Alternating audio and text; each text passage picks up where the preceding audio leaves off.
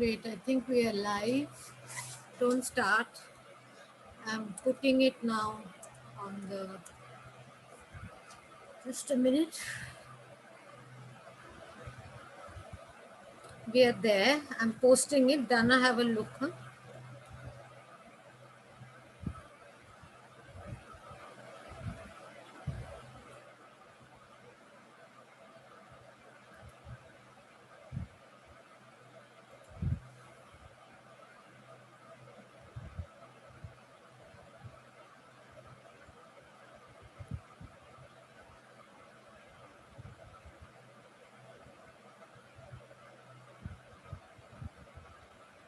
Yeah, we're there. Can everybody hear me? Yes. Okay, so we are there. Dana, can you see it? I'll just then start. Anupama, you can come on screen. Okay. Dana, you can take off the screen. Okay, good evening, everybody, and welcome to yet another edition of Docu-Forum.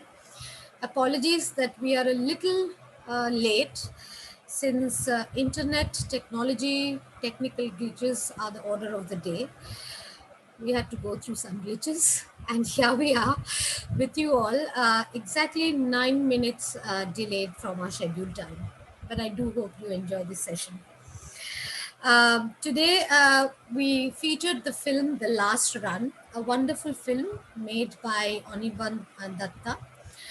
I will really not talk about the film on purpose because we have the filmmaker himself, Anirban Datta, here with us. And also joining us today is the editor of the film, Anupama Srinivasan. And just to, before we start the discussion on the film, I would like to introduce and say a few lines about Anirban and Anupama.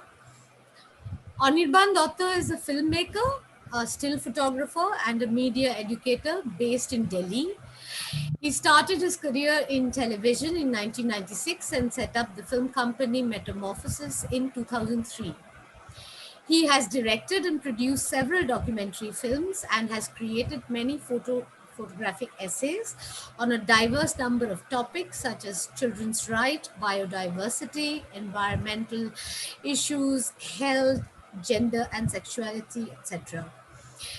His films have traveled to various film festivals such as the New York Short Film Festival, the San Sebastian Human Rights Film Festival, Al Jazeera International Film Festival, and more. He has been a visiting artist at the University of Biose in Utah, then Stanica in Slovakia, and has exhibited in the University of Lima, Peru, in addition to having exhibitions in India. What more can you ask? Anirban has worked in Kashmir, Uttarakhand, and hills of northeast India. He spent from 2008 to 2010 in Nagaland and Manipur, mentoring artists and filmmakers. He has worked closely with communities, mainly children and young people, to address violence, displacement, gender issues, and drug problems through art, photography, and film projects. His selected filmography includes Flickering Lights, which is now in production, The Last Run, which you've just seen, Tale of Stamps, Five Exchange Lanes, The Mud House, Beyond the Mountains, Shadow of Terror. And now I will say a little bit about Anupama, which is also equally very, very interesting. Anupama is actually a graduate from Harvard University in applied mathematics. Yes. And then she learned documentary filmmaking and photography at Harvard, following which she studied film direction in FTII, India. She has made multiple documentary films, which has, of course, traveled many festivals. She was the festival director of IAWRT for 3 years.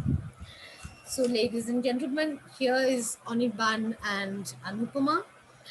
And the first question would go to Anirban. Of course, Anupama is most welcome to add to what Anirban will say.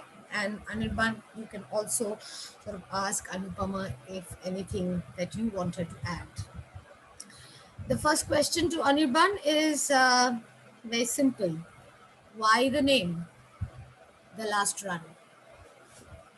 Thank you very much for screening my film. And uh, in this time of pandemic, when film festivals are almost not taking place, thank you so much for taking my film and putting it up uh, on the Max Muller site. And through that, I believe the film is reaching out to a larger audience in South Asia.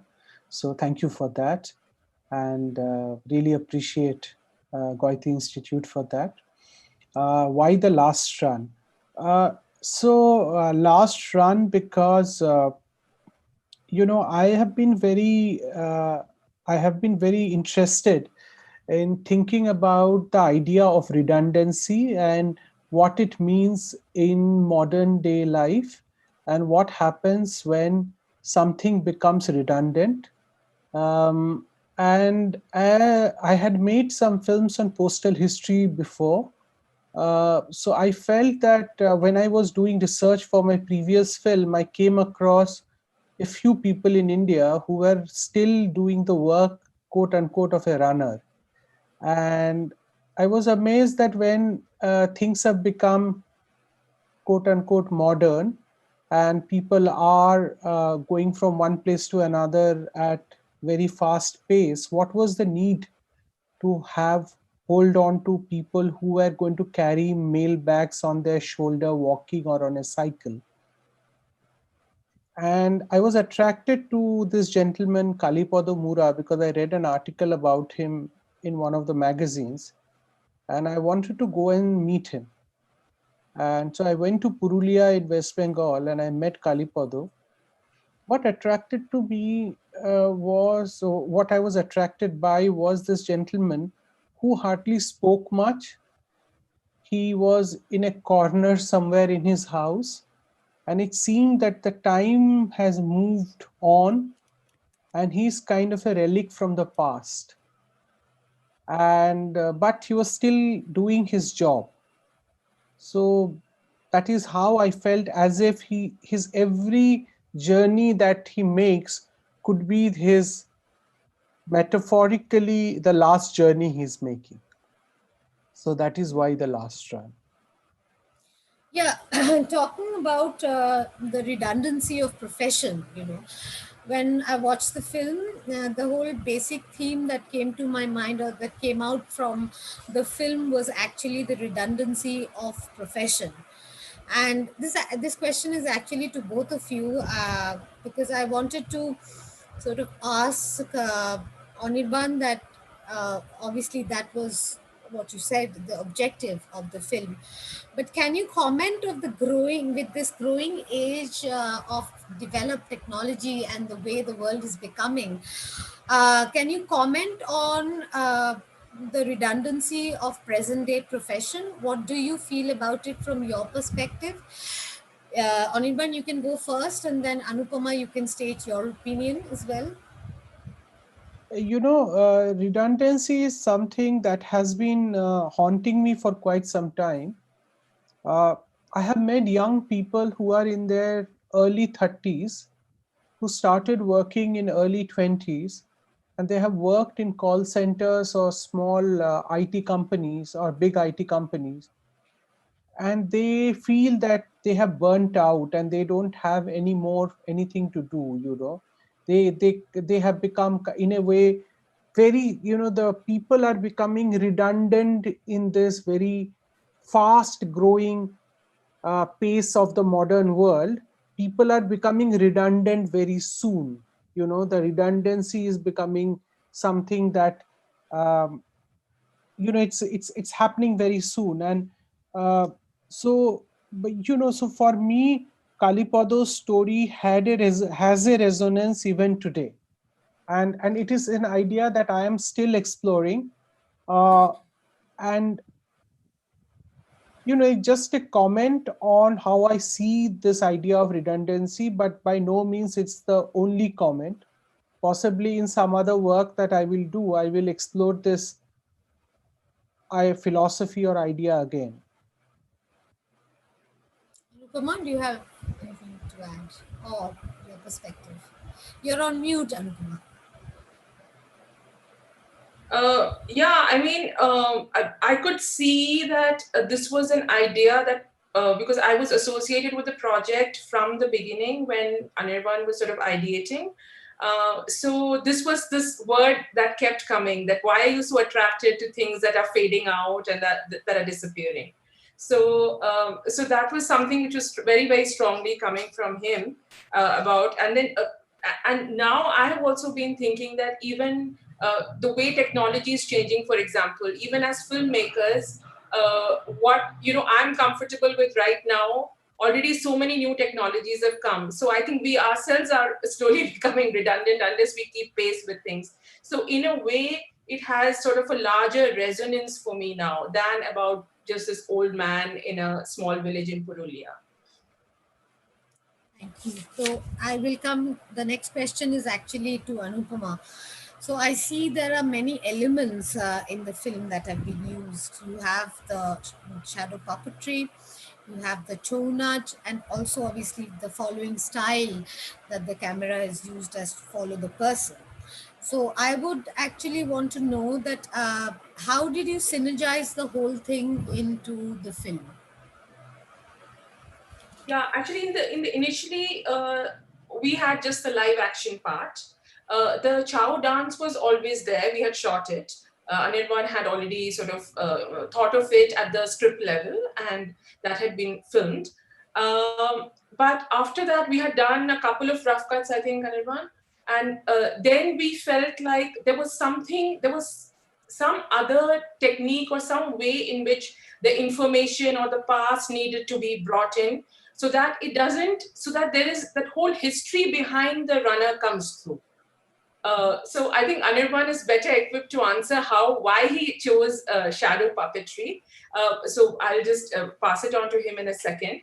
But so that was the thing, that we had specific things we wanted to communicate, and at those points, the shadow puppet was used. And I think even the music, some of it was planned initially, and later, uh, as we kept seeing the cut and then how to bring the layers in, what kind of music, so all those kind of things slowly developed. So some of it was scripted and some of it came as we kept seeing the material and seeing the cuts, and trying to figure out what's missing and what do we really want to say. Okay. Yeah. Yeah, actually, Anirban, I also wanted to know and wanted you to tell the viewers as to why there was a need to use the shadow puppetry in this film. So, what was your objective? How were you thinking? Yeah. So you see again, I'm really not so interested in quote unquote reality as we understand it. I am interested in people's memory and myth building. So a lot of the stories of the runners are almost myths, and they change. There is not a shape to it, kind of a thing. So there, I felt the shadow puppetry was a form, though it is like a shadowy. It's like something that it's a person, but who that person is, you don't know. So in a way, shadow puppet uh, gave me a gave me a language through which I could explore this idea, where you can tell something but without being very definitive of what you are trying to say in terms of not only information. I'm not interested in saying, oh, so many runners were there, after this happened. Of course, there is one part of the information is that, but beyond that, it is the memory of that job, that person, people who did it, and how do you give it a visual representation. And for me, shadow puppet did that, but I did not arrive at the shadow puppet right in the beginning. In fact, my son was doing a play in his school, where they were using shadow puppets, and I had gone to see a rehearsal. And when I saw the rehearsal, I said, "Oh wow, this is the form that should go into the film." And in fact, it's him, his classmate, and his one of his mentors who helped us make the shadow puppet. So it's a kind of a collaborative process where the children also came in and they made the puppets, and it was all done in my house. They made the puppets. We used a very old projector to project it on the wall, and we shot it. Isn't that beautiful?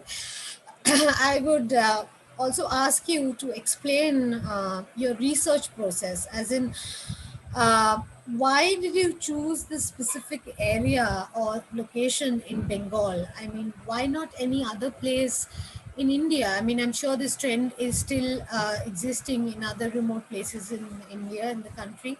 Why this particular location? Yeah, so the thing is that I, growing up in a Bengali household, I had heard the song of Hemanto Mukherjee growing up, and this idea of a runner running with a lantern in the middle of the night and his uh, life created a certain image. And that image was very much located in Bengal. And and this is the terrain, this is the language, this is the texture, this is the smell.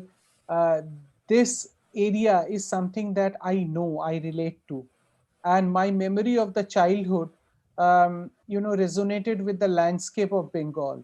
And and and when I went and met Kalipodo and I saw the uh, muddy red roads, and this man and his family, who, not family, the young boys who kind of carry the mail. I just felt that I could connect with him in a deeper way, and I could bring in my not experience, my memories back through him better than working with another person. And a film did not start with, though the initial interest might be nostalgia, but I am not interested in making film just for nostalgia. It has to have some other resonance. So because of that, I worked with Kalipodo, and also it opened up other doors of chow dance, which I was a bit familiar with. Uh, those elements could come in because here was one place where I knew uh, the many cultural nuances of this place. Okay. Which brings me to the next question, and this is, of course, again to both of you, is that what is happening to these extra departmental employees? I mean, he Kalipodo, you have mentioned it to me before that Kalipodo has been doing this work for decades, and then we see his son helping him out. So what happens? Do their family get a chance at all to inherit the profession, or they do it for lack of other opportunities to get employment? I mean, keeping all these things in mind and being political humans that we are, both of you, I would say, do you think the concept of caste and class, and also the idea of marginalization, comes to play in the way, I mean, in the film? First, Anupama can start. Yeah, I think certainly. Oops, am I? Yeah. I think that's an important part of it for sure. That of course he is marginalized, and no, I don't think the sons are going to inherit, because now it's kind of a sarkari job, a government job. So it's not inheritable in that sense. So they are just pitching in because he's just too old or unwell. But there's also an increasing tendency all over to have more and more contractual workers who are not regularized ever, and who can be kicked out at the drop of a hat, who have no health benefits or any other any regularity. So this is just one example of maybe a job that is on its way out. But all over, even in the film institute, for example. There are most, teaching jobs, workers, everybody is contractual, because nobody wants to take that onus, or that you are our people and we'll support you through, it's not just a purely transactional thing that, oh, you did this work today and so you're getting paid. So it's almost like everybody has become daily wage labor. uh, Mm-hmm. Mm-hmm. yeah, but Anirban can add more. Yeah. Anirban. We have a bleeding heart to hear that Kalipodo is an extra departmental staff and he has to go and get his daily wage every day. Um, and it is not fair at all, because his father worked for decades, he's working for decades. Neither did his father get permanent, neither will he get permanent. Uh, but the but the question really is that we have all become extra departmental. All, the whole economy is an economy of contract right now. So some of the ideas of welfare and justice and these kind of ideas are becoming, uh, there's a kind of a lip service, but if you see that provident fund, gratuity, all these kind of things don't exist in jobs anymore. So in a way, by saying that Kalipodo has gone through it and we feel very hurt by what has happened to him, it is very wrong. And but at the same time, under this larger agenda of corporations, we have all become extra departmental. That was one part of it. And the second important part of it, if you look at some of the jobs that are done by a set of people, there is a there is a very clear caste and class divide. For example, most of the jobs in this part of Bengal or in Jharkhand or in, you will see the jobs of, the chowkidar, the job of, this Kalipodo, this kind of job. They are mostly done by tribal, indigenous people. And uh, it is a very funny thing, because it's like Kalipodo's father did it, Kalipodo will do it. So it's like almost like there is an inheritance of exploitation. So generation after generation, people will get exploited. And at the same time, I don't know what is that structure where they will be able to come out of this web. I haven't seen the three generations we talk about, but his children are still the same. So when will they come out of this web and they can dream of a different life? So these all questions are there. I don't know. So is affirmative action like reservation the way? Are reservations working? These are larger questions. I can't answer all of that, or neither is the scope of the film for that. But these things do bother me. Have you been in touch with Kalipodo after the film? The point is that he's a very old man and he cannot hear much. Okay. So it's very difficult to be in touch with him. And also there is a realization, he's almost being made into a puppet by his sons, where he's kind of shown to the camera, to the press, and they take money by showing their father. Here is a runner, kind of a thing. So I don't like that thing, and it's very demeaning to Kalipodo as a person.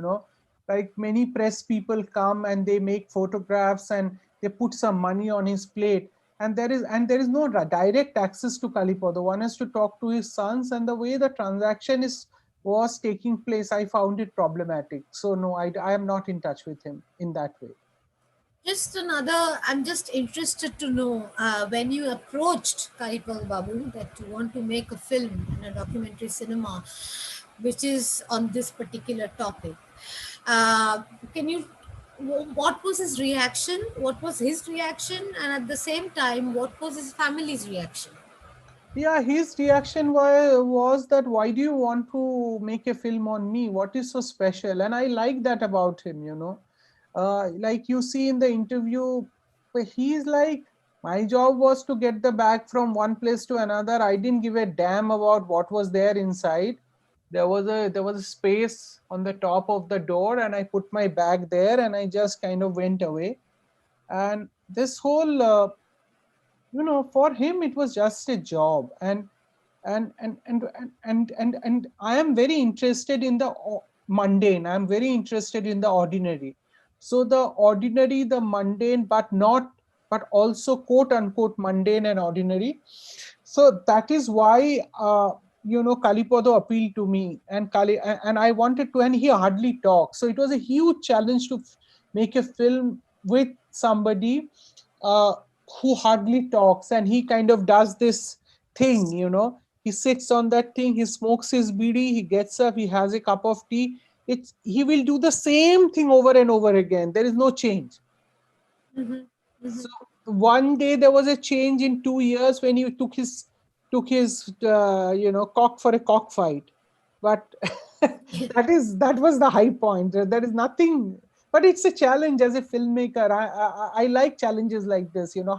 How do you tell a story where there are hardly, there is no dramatic thing that is going to ever Yeah. happen. Mm-hmm. And this whole idea of challenging the dramaturgy, or this whole idea of a certain kind of Western narrative where a certain crisis has to happen at somewhere in the middle of the film, at the end it has to be mitigated.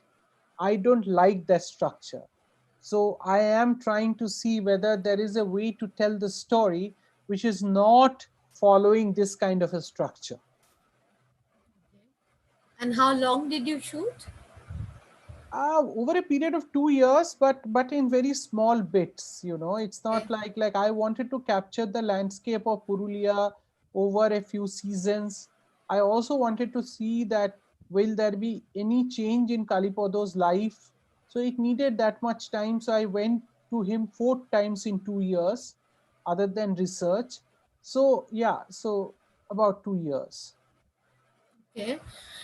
And to Anupama, I wanted to ask, so how did you edit? Were you present, fully present during the whole shoot? And if you were not, then how did you deal with so much of footage? Was there a process that you followed? Yeah, no, I was there for a little bit of the shoot. Primarily, I wasn't there. And actually, I mean, considering how documentaries are made nowadays, in which filmmakers shoot so much footage and then it comes down to the edit to figure what the film is about, this was not like that. The footage was very, very limited. It was already sort of thought out what was going to be filmed. So there was very little footage to work with. So in that sense, the challenge was not about dealing with a lot of footage and finding the story within that. The story was there, but a very thin one. The challenge was how to embellish it, and so it almost became like editing a fiction film, because the bare bones, it was very easy to put that together. I think the end of the film was like this always, and probably the beginning as well. So the challenge was that how do you hold that attention if you don't have that dramatic arc, so to speak? So where else are you going to go? How else are you going to enter through song, through this shadow puppet, going back and forth from the live action? So how are you going to add those layers in sort of an organic way? So that was the challenge, and how to just bring in those little bit of dialogue. Uh, just to enhance it, to give that person a little bit of personality.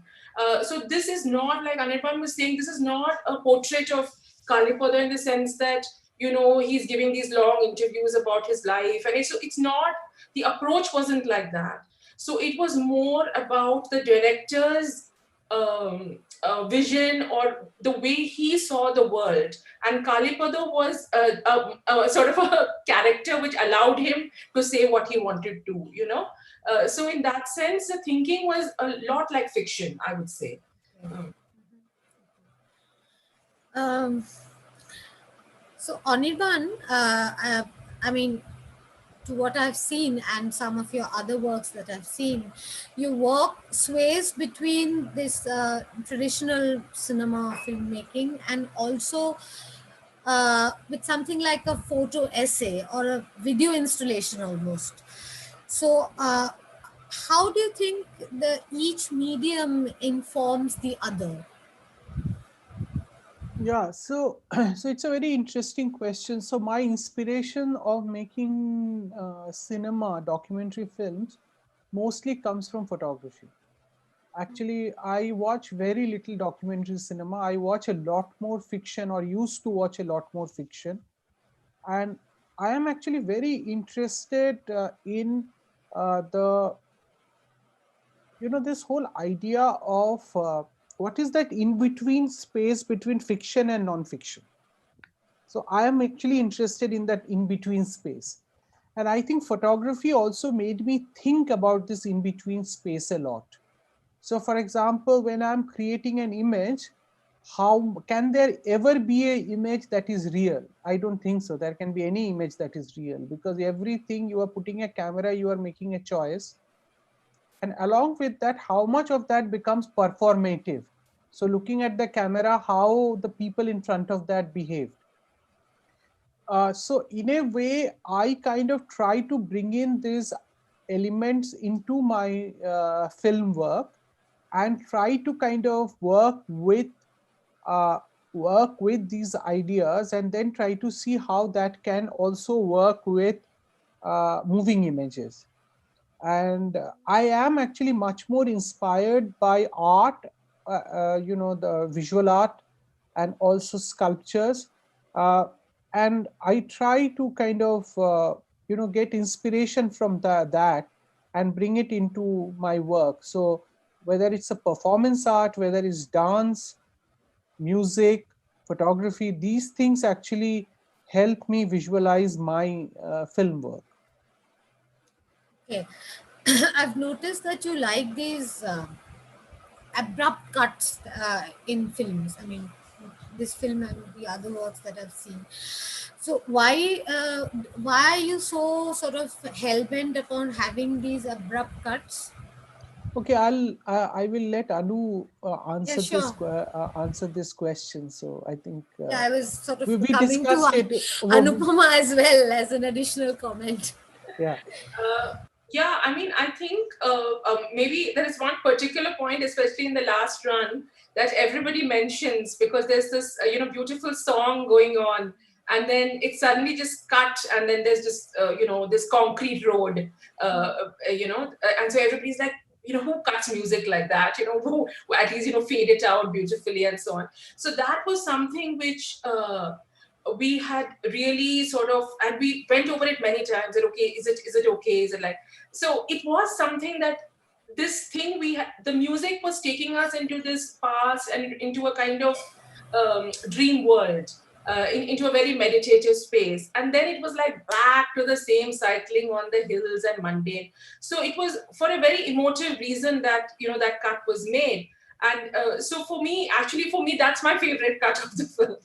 But other people always say that, oh, what, it should have been slowly faded out and so on. So yeah, I mean, it's also, I think, a convention that Mm, to do a slow fade out of a beautiful song, yeah. so so yeah, so some of these cuts are to bring you back to the mundane in a way, like from a kind of dreamy space that you may have entered in the film. Mm. Yeah, actually, for me, I quite like the cut because it sort of leaves you with the imagination of what happens, why, and then what. I mean, certain questions. It's like how sort of Tagore defines a short story, because it's like it's finished, but it's still not finished. You know, that film, that flavor that remains, and you keep thinking about it. So yeah, that way I really like the way the cut was made. Anirban, again, so I have noticed that all your films deal with topics that are not necessarily or not urban, I would say. Why is that? Uh, yeah, it's a very interesting question. The point is that mm, I have spent a substantial part of my childhood in Andaman and in Nepal, my formative years. So I think, though not consciously but subconsciously, I am very attracted to the rural or the semi-urban, and and that kind of attracts me. I have never made a conscious choice, but it's just that those stories have appealed to me more, and I have got attracted to those stories. But I have never made really a conscious choice. One of the films that I made some time ago was very, very urban, which was on the Calcutta GPO.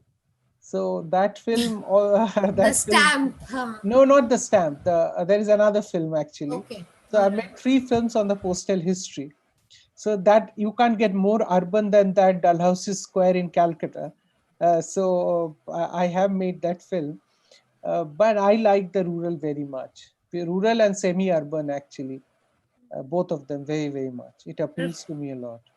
But of course, if you find something interesting in the urban topics, you will definitely take it up, I'm sure. Yeah, yeah, of course, I will. But I haven't come across anything that is so compelling that I want to make right now. So we'll see.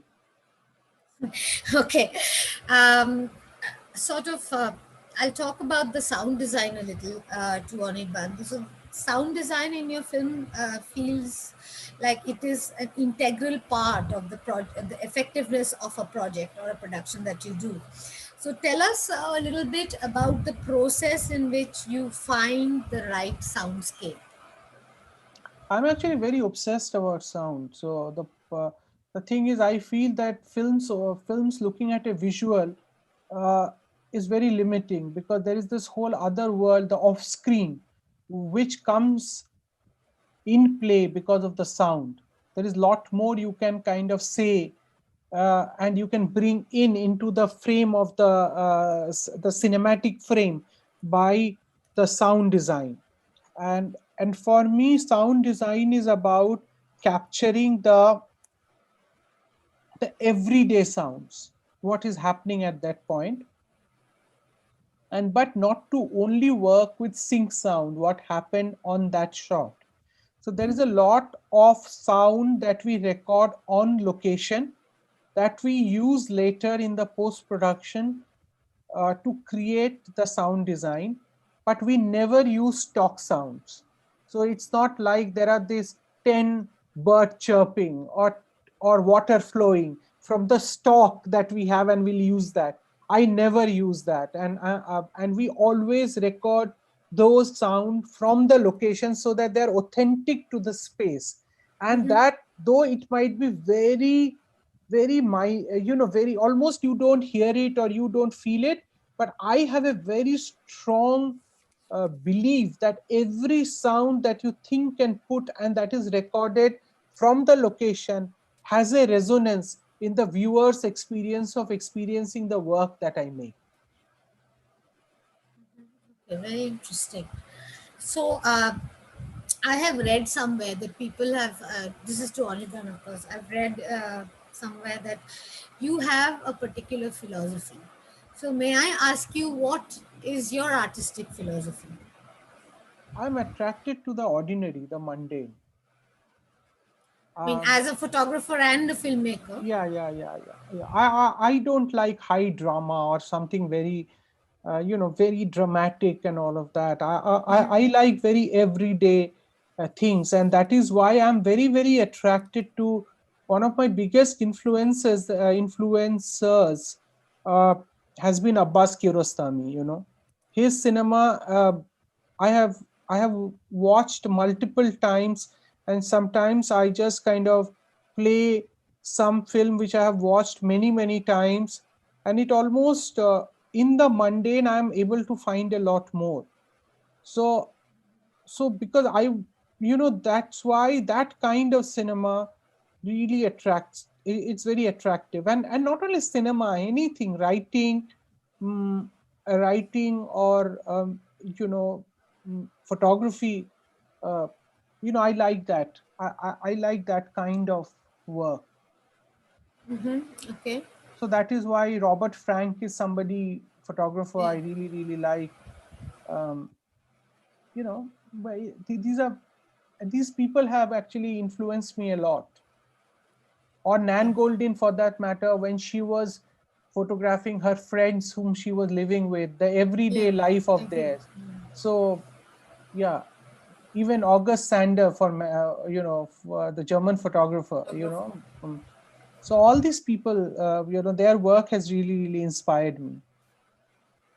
Okay. This is to Anupama.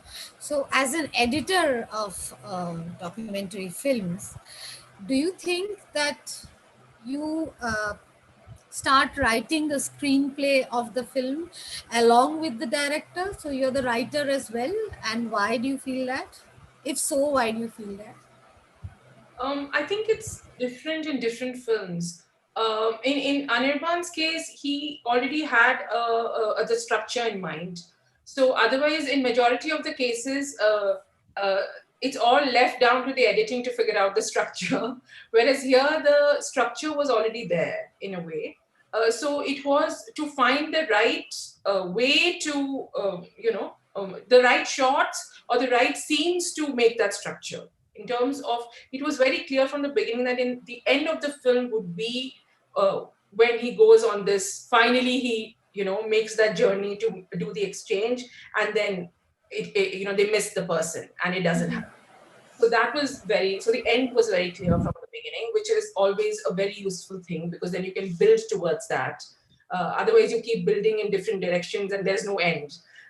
So it was a little bit different. I'm not really, I'm primarily a director who also edits. So I edit some of my own work and I edit for others sometimes. So in my previous collaborations with like Pushpa or others, it has been different. It has been sort of a more a co-directorial kind of relationship. Here I was editor, so in this sense, it was less of a writing part, I would say. But I just wanted to say something about the sound question that you had Sure. asked earlier. That how for me, one of the successes of the sound is that there's a lady who's singing, Yes. whose voice is being used, and the way it is used, it's as if the lady in the shot is singing it and humming it Yes. as she's doing. Yes. And so this brings me to what Anirban was saying about using the incidental sound. And in this case, this was not incidental sound. This was not recorded on location. But the way it's used, it is as if that lady of the house is just humming as she's doing the work. And again, there's a cut in that sound when, she puts the vessels down, and then it's Yeah. like, again, his lonely life, or, that kind of thing. So I think it's also to integrate what you may have created in a studio or somewhere else and bring it into the film, so that it just seems like it's part of that milieu. Uh, Yeah, yeah, absolutely. And a beautiful voice. So, as I will come back to Anupama with the same question I had for Anirban is, do you have a philosophy, and what is your then artistic philosophy? Um, I actually am a great believer in the documentary form and in life. So I feel that if you trust life, then something interesting will happen. So I'm much more a filmmaker who likes to just hang around and shoot and may not make anything happen, but just be ready to receive what happens. So in a very purist kind of way, I would say. And also, if I'm talking like in my own work, I talk to the characters, and all of that is also part of the film. So that, not to create that division between this world that you're creating and the what's happening behind. That if I'm there with the camera, then I'm also part of the film in that sense. So not to hide that. And as and when necessary, people will look into the camera. And so to sort of embrace all of that. So I think that primarily is what has worked for me, and also what I really believe. Because I think if you try to mess too much with reality and think that you are smarter, then usually you ruin the magic of what's happening in front, or what the people actually might do without your interference. So that's so that's how my approach to filmmaking is. Even though at FTI my training was primarily in fiction, but but I have this I think I have discovered myself and cinema much more through the documentary. So this brings me to the next question to both of you. Anirban, you can answer first, and then Anupama. Do you want to stick to documentary cinema only, or do you want to ever do a fiction feature film? If so, then why? Yeah, so I don't see cinema as fiction and documentary. So I don't see this categorization at all. And I think this categorization actually uh, is very limiting, and that is why I, in a way, admire Kiarostami so much, because he is using documentary form so much in the work that he is doing. Uh, and I don't know whether I want to make fiction documentary, but I want to make cinema where I want to try out some kind of new things which are challenging to me. And through that, I would like to see where I deliver or I don't deliver. I will fail, I'm sure, many times, but that's okay, because I enjoy the process of trying out things a lot. And the other important thing for me is that one of my biggest inspirations of doing films has been my children. So I learn a lot from my children, actually, the way they look at the world. My daughter, the way she draws, I have actually learned a lot from their way of looking at the world. And that is, I think, is my real philosophy, to be open to receiving what is happening around me and then bringing that into my work. So even if I'm not traveling, I'm staying at home cooking for my children, but I'm still receiving something that will inform my work. Anupama? Yeah, I like to I y- yeah, again, I'm not somebody who says okay, fiction documentary in sort of compartments, but like that. But for me, the more exciting form is a kind of the interaction with reality through camera. Like I love doing my own camera. I love being in the moment and responding to a moment through the image. So I like that. In the future, yeah, I mean, I think all options are open in terms of, but yeah, but even if I do fiction, I think it has to be something where um, there is a documentary spirit about it. Okay. So I have a few general questions which I want to ask both of you. See, Anirban can go first with your unique style and definitive style that you have in your work. What suggestion would you have to the young, upcoming, budding filmmakers who are students, who are still studying, dreaming of becoming filmmakers one day, whether documentary or fiction, doesn't matter. So what would you want to tell them? What is the most important thing you want to tell them? I don't think I'm capable enough to tell anybody anything, Oh, honestly come speaking. on. You No, have been no, doing a lot of no, I don't think work. I don't think I'm capable enough. It's like everybody has their own personal journeys and they have to figure out, what they want to do. Um, Nobody told me anything, and I don't want to tell anybody anything. It is, if they have a quest of being an artist, they will follow what they want to do. And I think everybody is an artist. I think some of the greatest artists are the scientists. So the Yeah. point is, it's all about quest. So if they have a quest, I have no gyan to give to anyone, none at all. Anupama, do you have gyan to give?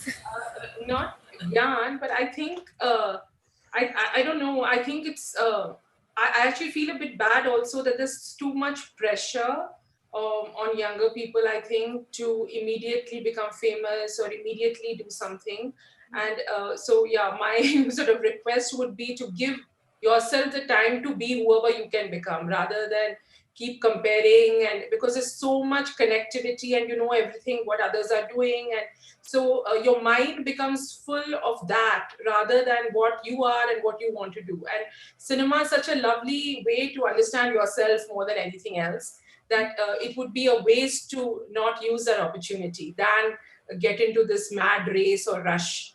Uh, yeah. Yeah, that's very true. And And I also would like to say something about cinema. I also feel the way we know of films right now, it's not going to be the same in another 50 years. This two-dimensional space where we project images and watch with sound, I think it's going to go through a certain kind of change. So I also feel there will be some kind of consumption or right kind of interpretation of images. I think it will be. I think there will be different kind of relationship that people will make with image and sound. I don't think it will be the way we look at cinema.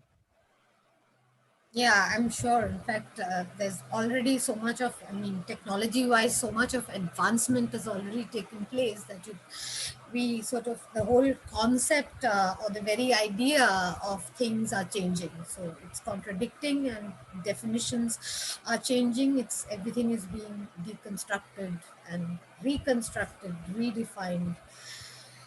Yeah, but I mean, can be for the good, it can be for the bad, but we have to wait and watch.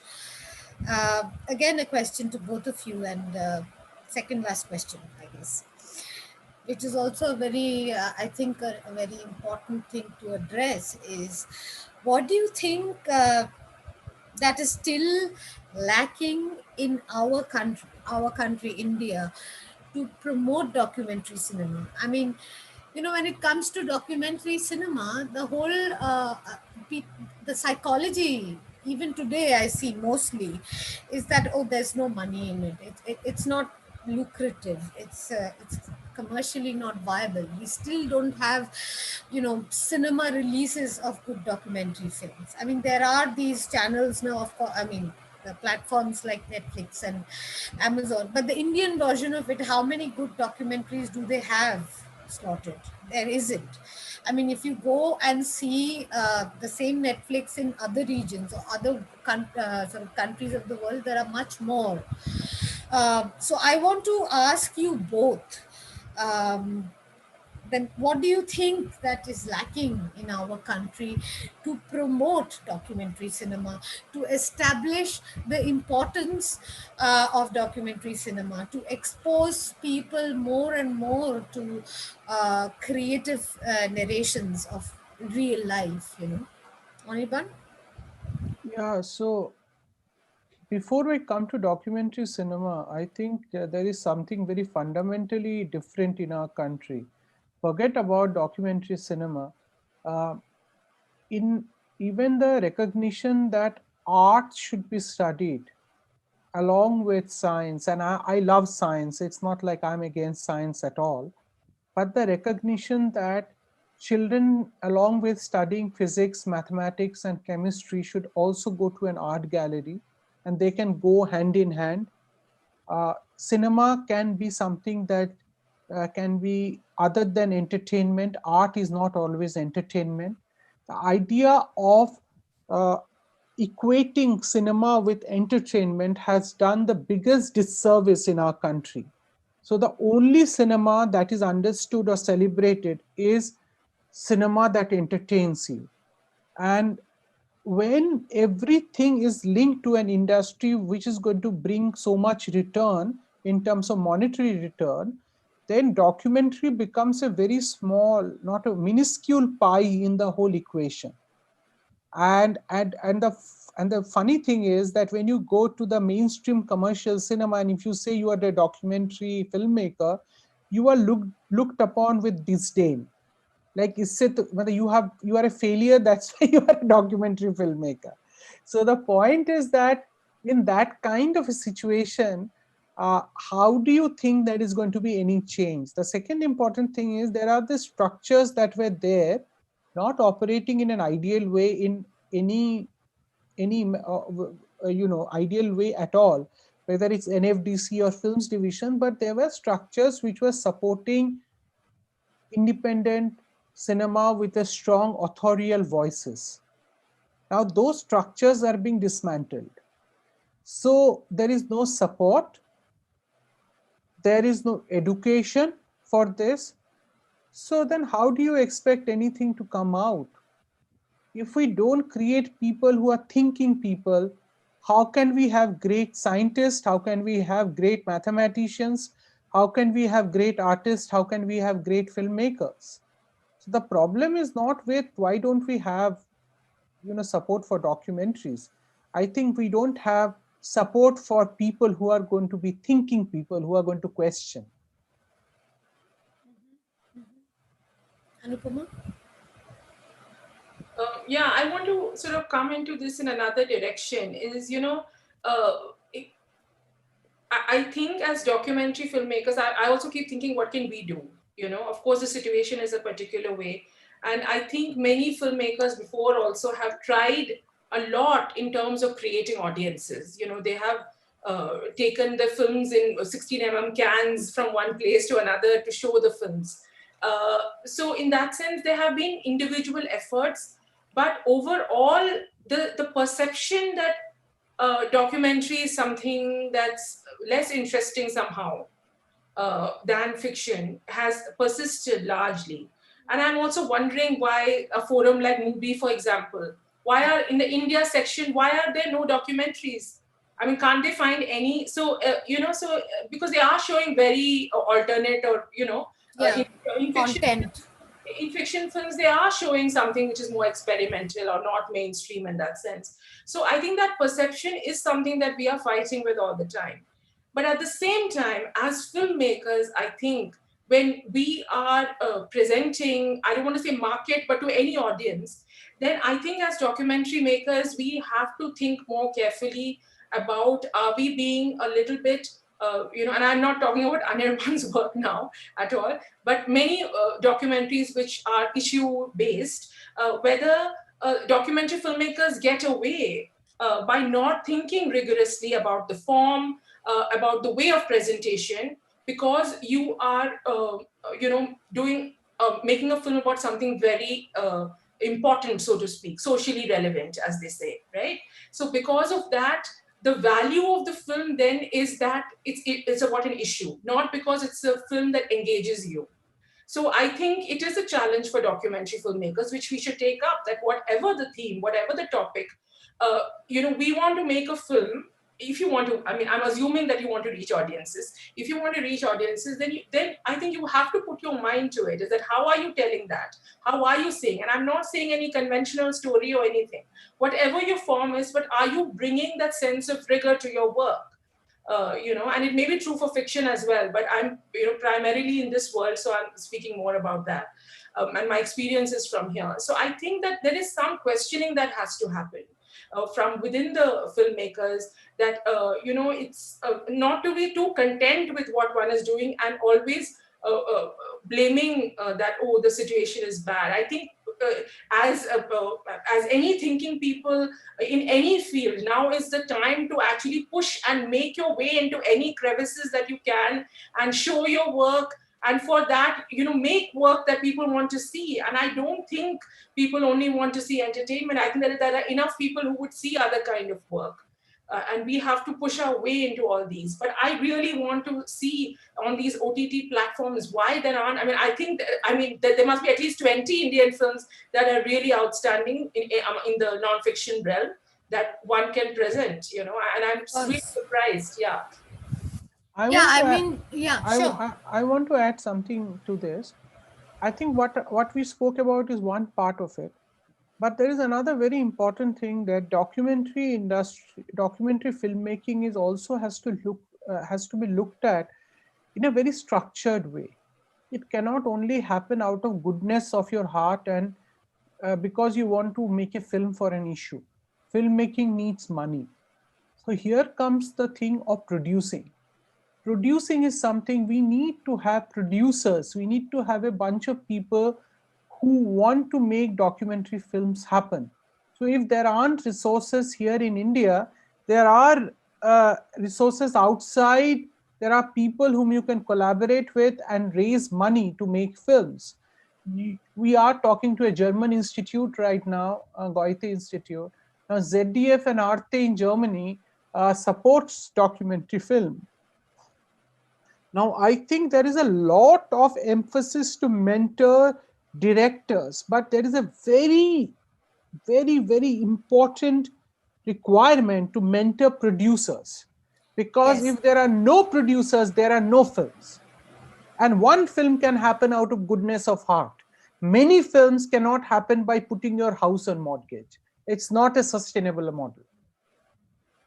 So I think it's very, very important to understand that. Yeah, I think you've sort of put the right point across as well, because I mean, look at. I mean, if you look at even 5 years back, the kind of independent cinema that is happening in India today, for the OTT platform or whatever, and it is finding. I mean, it is being produced. Producers are supporting these content which are not considered mainstream but more of alternative content. If there has to be a beginning, one has to sort of, I think one has to have the courage to start supporting, to see. I mean, more and more people should join hands. But as you say, very important, Anirban, is that obviously one person having the courage in putting your house into mortgage and to support one film, and that comes out, it's no module. I mean, obviously nobody will keep on doing that. There has to be a question from the documentary filmmakers community, a force, I think, who would ask these questions. I am not too, having seen documentary cinema and the culture of documentary cinema in our country, uh, I exactly don't know how to provide an answer to such a question. But I guess we have to keep trying. I mean, as personally and as part of Goethe Institute, we have always supported the platform to promote documentary cinema. We all understand the importance of it. It doesn't only mean that you're telling sob stories about a particular subject, or somebody, somebody like a sad, you know s- Yeah. something very serious or very sort of depressing. It doesn't mean that. One has to also expose the audience to the amazing work that is happening around the world in the field of documentary cinema. The ways of different kinds of the creative narration is coming up. So many people are using so many fantastic ways of telling stories. So that also needs to reach the audience in order to see what is happening. It's not the whole concept of documentary cinema in our country, I think, is still most to majority of people. I'm not talking about the niche intellectual people or film lovers. I'm talking about the general mass of people. Their conception of looking at documentary film or cinema has to change, and we have to find a way. I guess we will try in our own ways. I will end with a curious question, I would say. I'm curious about to Anirban and Anupama. Anupama, you can start. What is, if I tell you that if you think of one of your best documentary film that comes into your mind without thinking, then what would it be? And who is your favorite documentary filmmaker? Um, I don't know who's my favorite documentary filmmaker. I'm also a huge Abbas Kiarostami fan. So in that sense, I wouldn't say documentary filmmaker in that sense. I mean, I really enjoy the work of Amar Kanwar. I think that's one filmmaker, Indian filmmaker that I have liked a lot. But though what I do has nothing to do with these type of films, but that doesn't matter because I think inspiration operates in different ways, you know. So yeah, and so what was your Okay. other question?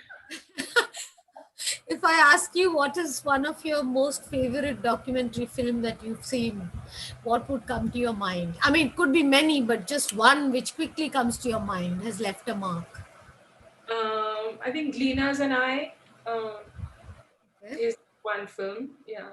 Uh, in the initial years, I used to. It is such a sort of controversial film now, but back in the innocent days when I used, like Nanak of the North is a film that. Sort of, I was very charmed by till one knew all the background story of all of that. But I guess there is this. again, I think it's up to you as a filmmaker and an artist to get inspired by whatever. So so in that sense, that is still a reference for me, in many ways. Even though it's like totally false and totally sort of been ripped apart at multiple levels now, but there is a certain impact it had on me. Okay, Anirban, you can't think too much, Anirban. You Yeah, the had time. one film that I can never get over from the time I have seen it. It's Man with the Movie Camera, Ziga Vertov. I have seen it 100 times, I Film. think. What a film! What a film! It's like just the audacity of that film. It just the form, what he is doing. It's just tremendous. And again controversial, but I am in actually in awe of Lely Riefenstahl. Ah, Uh, so of these course. are two people, and also the audacity of hers. Obviously, I know of all the the complex political backdrop in which that work was happening, but that audacity of that filmmaking. So that kind of like even today, can you think of those kind of films? I think even if today those films were made, they will still be a masterpiece, in the same form. Even today, they have never lost charm, for me, whether it's Triumph of the Will or the Olympia or Man Yeah, with the true. Movie Camera, just True. mind blowing, Actually, I mind mean, blowing. if you put away the politics, I mean, obviously there is a politics behind No, Lenny you can't Riefenstahl's put away. work. You can't put away. But the point is, It's what I feel is that uh, I will critique that work, but I yes. will still get attracted to it. Yeah, I mean the pure form of the way she made it is something which is amazing and relevant even to. I mean, you cannot actually see such works very often. And I'll take another film's name, which is La Jetty, Chris Marker. Yes. Chris Marker. So these are the three, filmmakers I keep thinking of very often. But Man with the Movie Camera, uh, absolutely on top. Nobody. I haven't seen a more stunning film than that. Well, on that note, I think our viewers have got enough ideas and suggestions from Anirban as well as Anupama to what to watch next, to have and your to develop the whole concept of documentary cinema, to see good work, to watch good cinema. And I thank both Anirban and Anupama. It was a pleasure having both of you and talking to you, having a conversation around so many things. And of course, Anirban and Anupama, thank you for the wonderful film that you have made, The Last Run. Special regards from our new director, Frau Astrid Wege, who sadly could not join us today because she hasn't got her visa and she's not been able to come to Kolkata. She will definitely want, I mean, she has said that she definitely wants to meet you both when she's here sometimes. So, congratulations again to both of you. And very, very good luck for all your future endeavors. I would just like to thank Dana, who is here with me, who doesn't show her face, but she can now if she wants to, who has helped me and always saves my life in the technical field and tries to fix each and every glitch that happens. Thank you very much, Dana Roy. And have a very good evening and see you soon again for the next edition of Docu-Forum in December. Bye Thank you, bye. Shomishta. Thank you